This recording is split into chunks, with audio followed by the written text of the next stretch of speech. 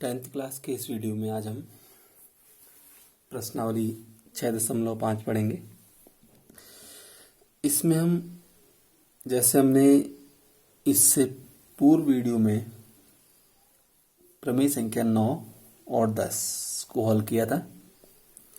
9वीं जो हमारी प्रमेय थी इस अध्याय की वो पाइथागोरस प्रमेय थी और 10वीं जो हमारी प्रमेय थी वो पाइथागोरस प्रमेय का विलोम थी। तो और एक हमने 7वीं प्रमेय भी पढ़ी थी जो समरूपता पर बेस्ड थी। तो तीनों ही प्रमेय हमारी समकोण त्रिभुजों पर आधारित हैं, जिसका प्रयोग हम इस प्रश्नावली में ज़्यादा करेंगे। पाइथागोरस प्रमेय में हम जानते हैं कि किसी भी समकोण त्रिभुज में उसकी कर्ण का वर्ग शेष दोनों भुजाओं के वर्गों के योगफल के बराबर होता है।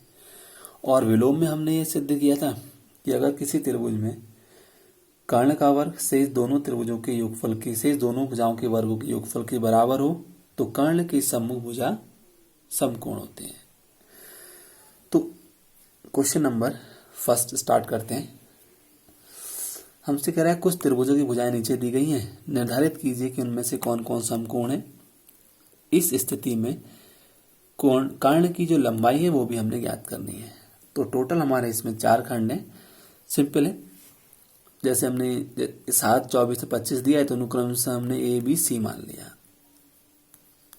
उसके बाद ध्यान रखेंगे अगर सबसे बड़ी भुजा का वर्ग, सबसे बड़ी भुजा हमारी 25 है, 25 का वर्ग किया हमने 625 हो गया और शेष दोनों भुजाएं बची हमारी ए और बी, इनका वर्ग करके जोड़ दिया तो 7 का वर्ग प्लस 24 का वर्ग, 7 का वर्ग हमारा 49 हो गया, 24 का वर्ग हमारा 576, दोनों को प्लस करेंगे तो 625, यानी कि कर्ण का वर्ग शेष दोनों भुजाओं के वर्गों के योगफल के बराबर है।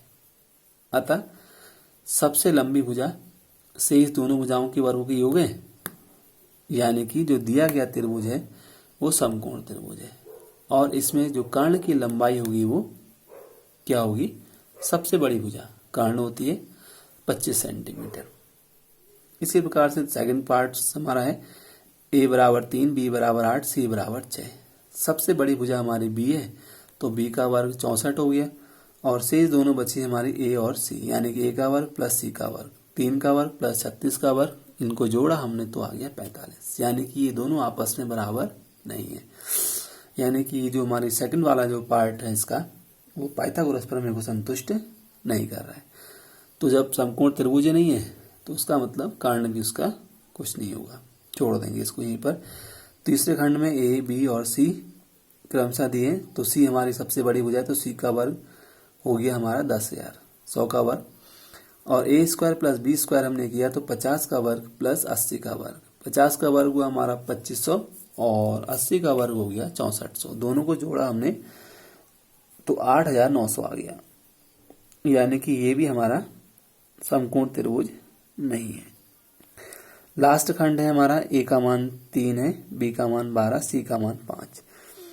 तो सबसे बड़ी भुजा हमारी ए का वर्ग यानी कि 13 का वर्ग किया और शेष दोनों भुजाओं का वर्ग किया, बी स्क्वायर प्लस सी स्क्वायर, 12 का वर्ग प्लस 5 का वर्ग, ये हो गया हमारा 169। दोनों हमारे आपस में बराबर आ गए। अतः दिया गया त्रिभुज समकोण त्रिभुज है और इसमें कर्ण की जो लंबाई होगी वो 13 सेंटीमीटर होगी। उसके बाद अब हम चलते हैं क्वेश्चन नंबर 2 की तरफ। क्वेश्चन नंबर 2 में हमसे कह रहा है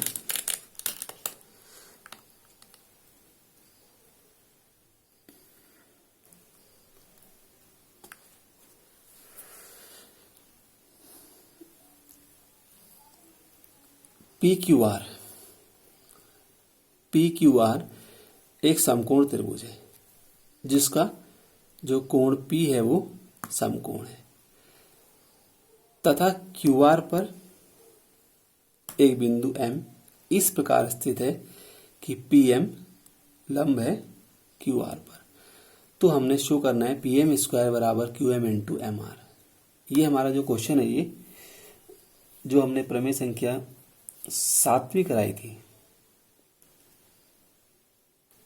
सातवीं तो हमारी थी बेस्ड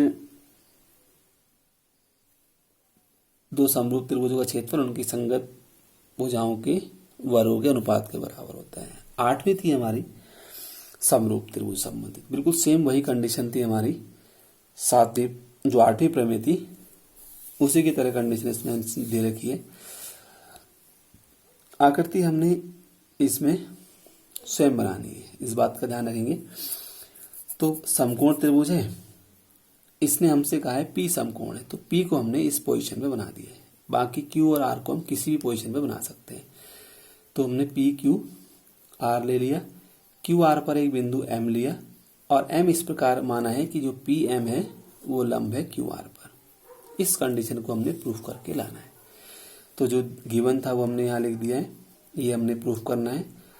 उत्पत्ति में समकोण त्रिभुज पी क्यू आर में कोण पी हमारा 90 डिग्री है और इसके समकोण वाले शीर्ष से यानी कि पी से कर्ण क्यू आर पर लंब खींचा गया।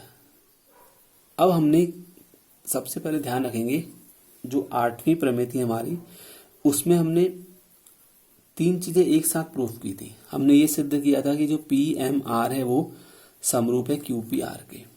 फिर दूसरे में हमने सिद्ध किया था क्यू पी एम समरूप है क्यू पी आर के। और लास्ट में हमने ये निष्कर्ष पर पहुंचे थे कि ये समरूप है, जो पी एम आर है वो समरूप है क्यू पी आर के और पी एम क्यू समरूप है क्यू पी आर के। यानी कि ये दोनों ही जो ट्रायंगल हैं वो बड़े वाले त्रिभुज के समरूप है। तो ये दोनों त्रिभुज आपस में भी समरूप होंगे।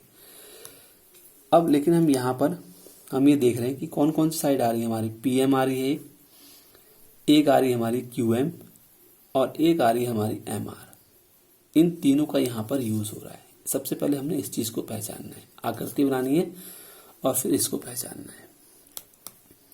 अब इसका मतलब इसने जो ट्रायंगल लिए हैं वो पी एम आर और पी एम क्यू लिए हुए हैं। इसका मतलब हमने पी एम आर और पी एम क्यू को पहले समरूप सिद्ध करना पड़ेगा।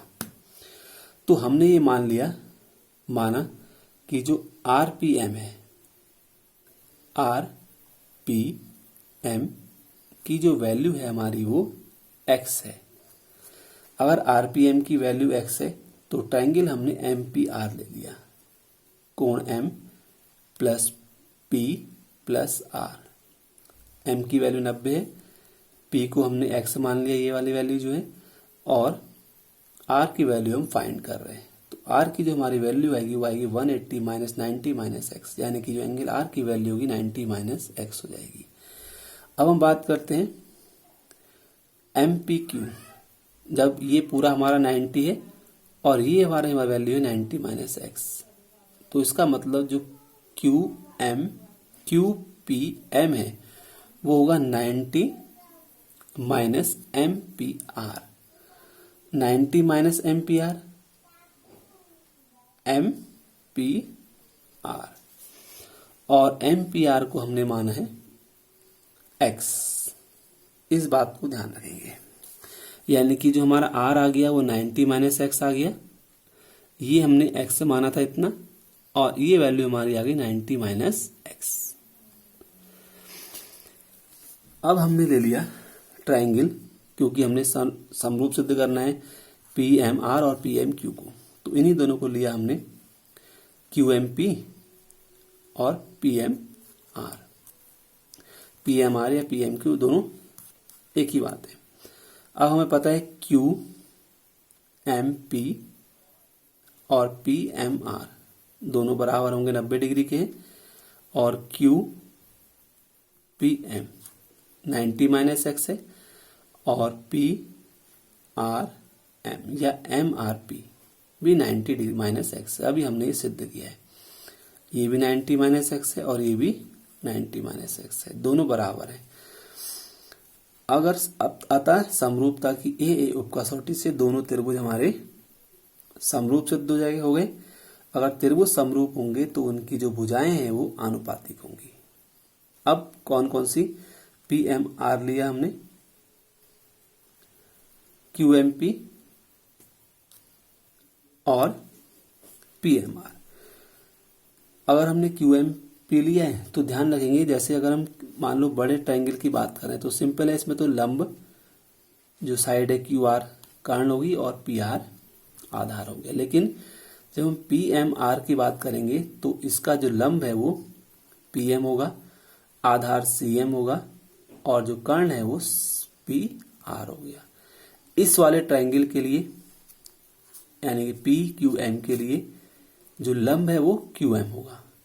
कर्ण तो समकोण के सामने वाली भुजा होगी, इसके लिए कर्ण ये है, इसके लिए कर्ण ये है, और बड़े वाले ट्रायंगल के लिए जो कर्ण है हमारा वो क्यू आर है।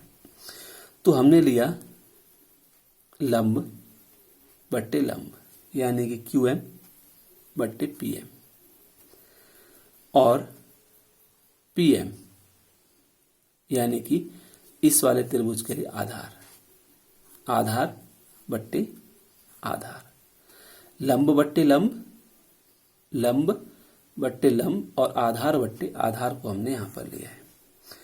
तो कब क्रॉस मल्टीप्लाई करेंगे तो P M into P M square हो जाएगा, बाकी क्यू एम इंटू एम आ जाएगा। ये हमारा प्रूफ हो क्या जाएगा। केवल हमने इसमें ये समझना है, पहले तो आकृति बनानी है, फिर हमने ये देखना है कि कौन से ट्रायंगल्स को हम लेंगे कि ये हमारा ये कंडीशन आ जाए। तो पी एम क्यू एम और एम आर यूज हो रहे हैं, तो ये दो छोटे वाले जो ट्रायंगल्स हैं वो लिए, और ये दोनों ही जो हमारे जो क्वेश्चन है दूसरा ये 8वीं प्रमेय पर बेस्ड है।